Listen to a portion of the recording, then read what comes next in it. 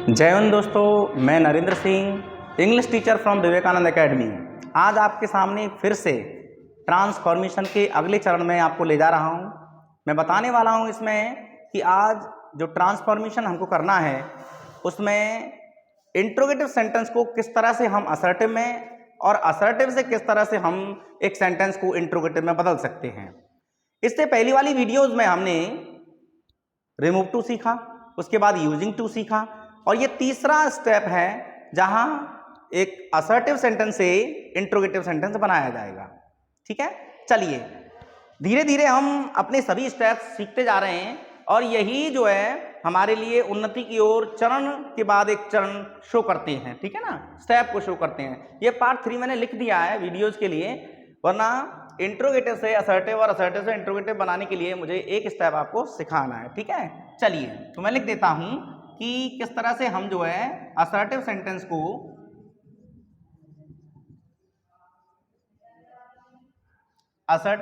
से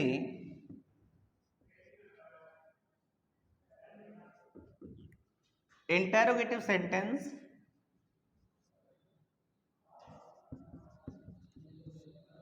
बनाना, जिसमें मैं आपके सामने पहला रूल लिख रहा हूं। यदि कोई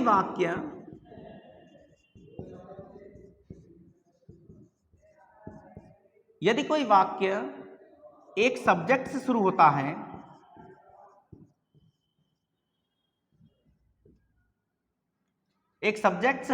है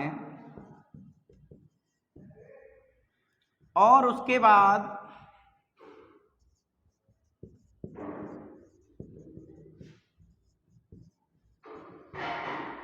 बाद कोई हेल्पिंग वर्ब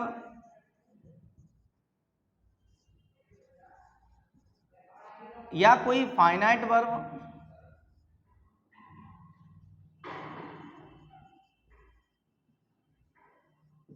आती है, तो कुल मिलाकर के ये कहना है कि अगर सेंटेंस अफर्मेटिव सेंटेंस में हो या नेगेटिव सेंटेंस में हो, ठीक है ना, है वो असर्टिव सेंटेंस, तो उसे किस तरह से हम जो है इंट्रोगेटिव सेंटेंस में बदलेंगे। ठीक है ना, मैंने आपके सामने ये कंडीशन रख दी है ताकि आप आसानी से समझ पाएंगे इसको और एक टाइप्स के जरिए आप इसे इंट्रोगेटिव सेंटेंस में बदल पाएंगे। बेसिकली हम जानते हैं किसी भी असर्टिव सेंटेंस को कि किस तरह से उसे इंट्रोगेटिव में बदलना है, उसकी हेल्पिंग वर्ब को सबसे आगे लाकर लिख देते हैं। ठीक है ना, लेकिन क्वेश्चन आंसर जैसे सिलेबल में बनाने के लिए हमको क्या करना है, उसको मैं एक टाइप के जरिए इस चीज को बता देता हूं। सबसे पहले आप जो हेल्पिंग वर्ब लग रही है उस सेंटेंस में, ठीक है ना, वो हेल्पिंग वर्ब को आगे लाकर लिख देंगे। ठीक है ना, उसके बाद आपको सब्जेक्ट लिख देना है और सब्जेक्ट लिख देने के बाद आपको ये ध्यान रखना है अगर सेंटेंस अफर्मेटिव है तो आपको इंट्रोगेटिव हेल्पिंग वर्ब रखते हुए भी सब्जेक्ट के बाद नॉट लगानी है। ठीक है ना, और अगर जो है उधर नेगेटिव नहीं है, अफर्मेटिव है, तो आप जो है नॉट रखेंगे और अगर वो नेगेटिव है तो नॉट हटा देंगे। इस तरीके से करना है आपको। नॉट है तो लगा देते हैं और नहीं है तो हटा देते हैं। ठीक है ना, ये आपको करना है। इसके बाद क्या करना है, इसके बाद आपको वर्ब की फर्स्ट फॉर्म वगैरह जो भी है, फर्स्ट फॉर्म सेकंड फॉर्म जो भी है वो लगा देनी है, वर्ब लगा देनी है, देन अदर वर्ड जो भी लिखा हुआ है। ठीक है ना, एग्जांपल से आप और अच्छे से समझ जाएंगे। जैसे मैंने ये लिखा है पहला सेंटेंस कि Kabir was a great poet. ये सेंटेंस है कि Kabir was a great poet, इस तरीके से मैंने सेंटेंस को लिखा हुआ है। ये एक अफर्मेटिव सेंटेंस है। ठीक है, बोलेंगे असर्टिव सेंटेंस ही, क्योंकि असर्टिव सेंटेंस में अफर्मेटिव और नेगेटिव दोनों आ जाते हैं। ठीक है ना, तो ये अफर्मेटिव सेंटेंस है, इसे हम बदल रहे हैं इंट्रोगेटिव सेंटेंस में। वहां इस तरह से लिखा आएगा कि आपको इसे इंट्रोगेटिव सेंटेंस में बदलना है। ठीक है ना, तो क्या करेंगे, हेल्पिंग वर्ब को आगे लाके लिख देंगे, यानी वॉज को हमने आगे लाके लिख दिया, सब्जेक्ट लिखा।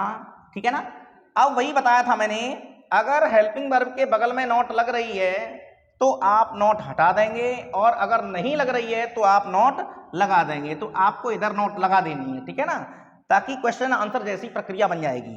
इधर नॉट नहीं है इसलिए लगा दिया मैंने, अगर यहां होती तो हटा देता। ठीक है, आगे बढ़ जाइए। आगे बढ़ने पर आपको इधर देख रहे हैं आप, ए ग्रेट पोएट, ये सेंटेंस आपके सामने बन गया। लेकिन इंट्रोगेटिव सेंटेंस में आपको अच्छे से पता है कि इंट्रोगेटिव मार्क लगना चाहिए, ठीक है ना, इंट्रोगेशन मार्क लगना चाहिए।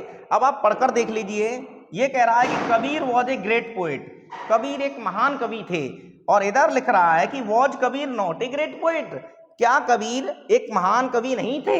तो ये एक क्वेश्चन वाली प्रक्रिया हो गई और ये एक आंसर वाली प्रक्रिया हो गई। इस तरीके से आप एक अफर्मेटिव और नेगेटिव सेंटेंस जो भी आएगा, असर्टिव सेंटेंस आएगा, उसको आप इंट्रोगेटिव सेंटेंस में बदल सकते हैं। एक और एग्जांपल्स के जरिए मैं बताना चाहूंगा, इसके लिए आप स्क्रीनशॉट ले लीजिए, इसको चाहे लिख लीजिए नोट्स पर, ठीक है ना। मैं इसे रब करके एक और एग्जांपल्स आपको बता देता हूं, ठीक है ना।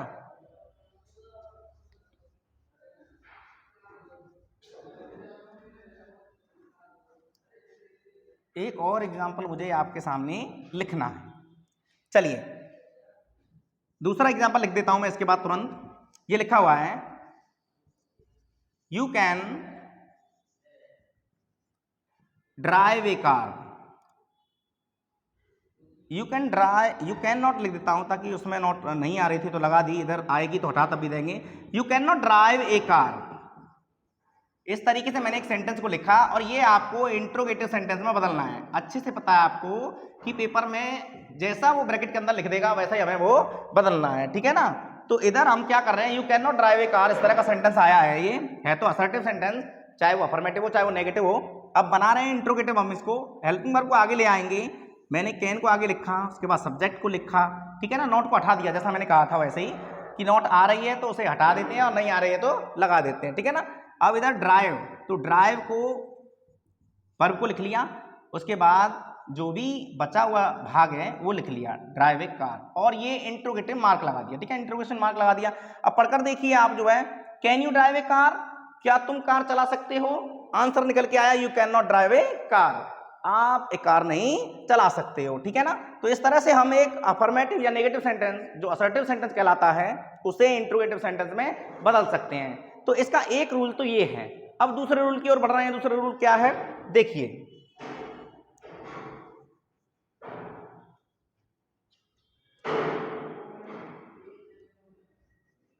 इसका दूसरा रूल ये है कि अगर कोई वाक्य एवरीवन या एवरीबॉडी से शुरू हो तो क्या करेंगे, ठीक है ना। वही रूल बताने जा रहा हूं मैं। यदि कोई वाक्य एवरीवन या एवरीबॉडी से शुरू होता है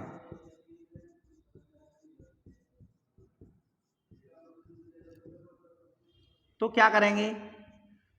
यदि कोई वाक्य एवरीवन या एवरीबॉडी से शुरू होगा तो हम एवरीवन एवरीबॉडी की जगह पर हु लगा दिया करेंगे। क्या लगा दिया करेंगे, हु लगा दिया करेंगे, और सेंटेंस को नेगेटिव फॉर्म में बनाया करेंगे, ठीक है ना, नेगेटिव सेंटेंस में बनाया करेंगे।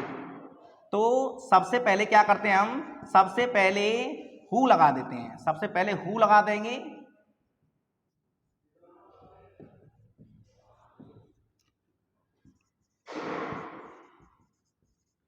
तथा वाक्य को नेगेटिव कंडीशन में बनाते हैं, ठीक है ना, यानी नेगेटिव फॉर्म में बनाते हैं, नेगेटिव सेंटेंस की तरह बनाते हैं।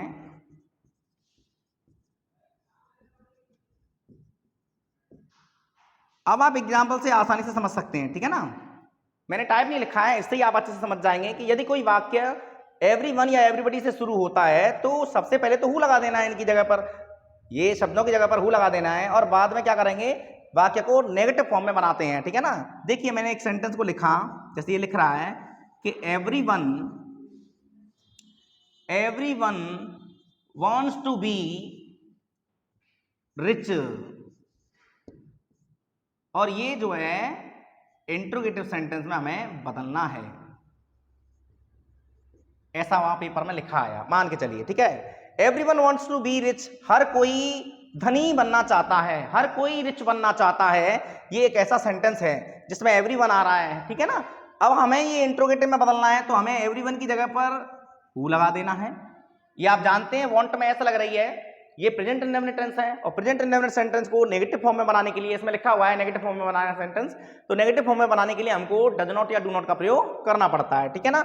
हु एक सिंगुलर सब्जेक्ट की तरह होता है, कौन, जो एक आदमी को संबोधित करता है, इसलिए हमें इसके साथ में डज नॉट का प्रयोग करना पड़ेगा। तो हमने हु के बाद डज नॉट लगा दिया, वर्ब को सिंपल फॉर्म में ले आए, वांट टू बी रिच, आगे का भाग लिख दिया और ये क्वेश्चन मार्क लगा दिया। आप पढ़कर देखिए आप, who does not want to be rich, कौन धनी होना नहीं चाहता है? आंसर निकल के आया everyone wants to be rich, यानी हर कोई धनी होना चाहता है। तो इससे आपको अच्छे से समझ में आ गया होगा, ये हमारा दूसरा रूल था, ठीक है ना।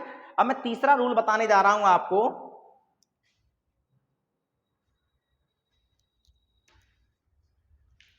तीसरा रूल है हमारा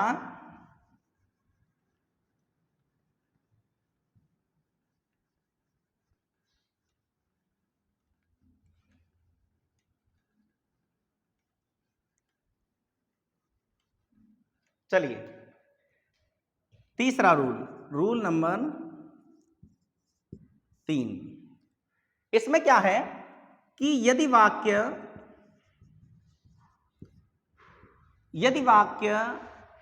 नो वन, नोबडी या नन से शुरू हो,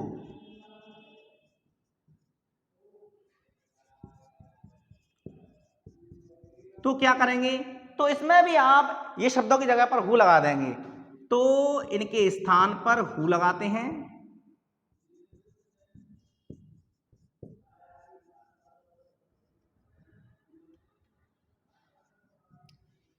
हु लगाते हैं और वाक्य को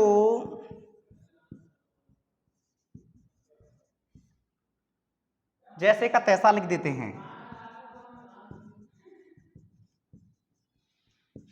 जैसे का तैसा लिख देते हैं मतलब जैसा है वैसा लिख देते हैं,